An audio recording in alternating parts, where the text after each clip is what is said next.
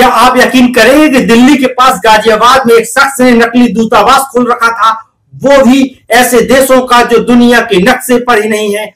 हर्षवर्धन जैन एक ऐसा नाम जिसने फर्जी राजदूत बनकर न सिर्फ लोगों को ठगा बल्कि मंत्रालयों में वीआईपी की तरह घूमता था। आखिर कौन है ये शख्स और कैसे पता चला इतना बड़ा फर्जीवाड़ा? तो चलिए इस सनसनीखेज कहानी को शुरू से जानते हैं। नमस्कार, मैं हूं संजय सिंह महान और आप देख रहे हैं यूपी ताजा न्यूज।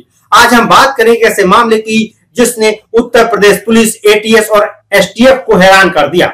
गाजियाबाद के कविनगर में एक आलीशान कोठी, डिप्लोमेटिक नंबर प्लेट वाली लग्जरी गाड़ियां और एक शख्स जो खुद को वेस्ट अंटार्कटिका, सेवोना, पेल्विया और लोडोनिया जैसे काल्पनिक देशों का राजदूत बताता था। लेकिन सच्चाई क्या है, आइए इस रहस्य को खोलते हैं।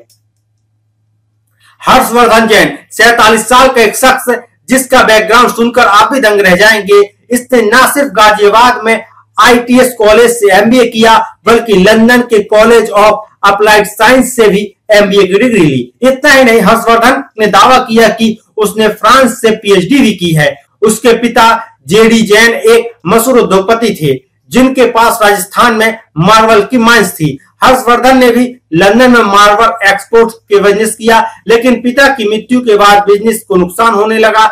यहीं से उसकी जिंदगी ने एक खतरनाक मोड़ ले लिया। हर्षवर्धन की पत्नी दिल्ली के चांदनी चौक में गोल्ड और सिल्वर का कारोबार करती है। उसका एक बेटा गाजियाबाद के प्राइवेट स्कूल में 12वीं में पढ़ता है। लेकिन इस शानदार जिंदगी के पीछे छिपा था एक गहरा राज, फर्जी दूतावास और हवाला रैकेट।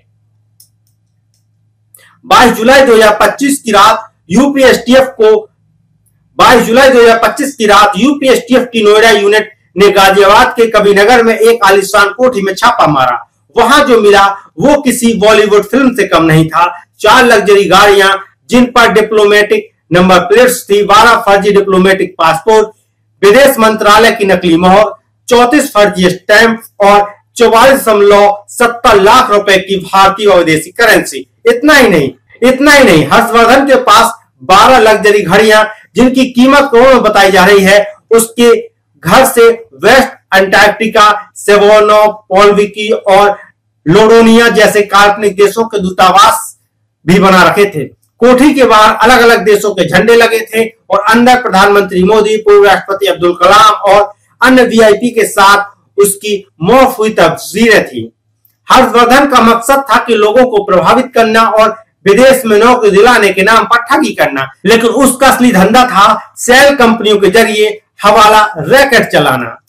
एसटीएफ की गिरफ्तारी के बाद एटीएस ने हर्षवर्धन से 2.5 घंटे तक बंद कमरे में पूछताछ की। उससे सवाल पूछे गए, हवाला के जरिए किसका पैसा कहां पहुंचाया, कितने लोगों को विदेश में नौकरी के नाम पर ठगा और क्या ब्यूरोक्रेसी या पॉलिटिशियन की सह थी। इतने बड़े फर्जीवाड़े की शुरुआत क्योंकि हर्षवर्धन ने बार बार अपने बयान बदले, कभी इनकार किया तो कभी गुमराह करने की कोशिश की, लेकिन उसने कुछ चौंकाने वाले खुलासे किए। उसने बताया कि दिल्ली के मंत्रालयों में उसकी वीआईपी जैसी एंट्री थी। उसकी गाड़ियों को कभी रोका नहीं गया क्योंकि डिप्लोमेटिक नंबर प्लेट की वजह से उसे कोई शक की नजर से नहीं देखता था। हर्षवर्धन ने यह भी दावा किया कि उसकी ब्यूरोक्रेसी में अच्छी पहचान थी और वो विदेशी लोगों के दूतावास से जुड़े काम करता था, जिसके बदले उसे हवाला के जरिए पैसे मिलते थे। उसने यह भी बताया कि 2012 में सैटेलाइट फोन केस मामले में पकड़ा गया था, लेकिन उसे छोड़ दिया गया।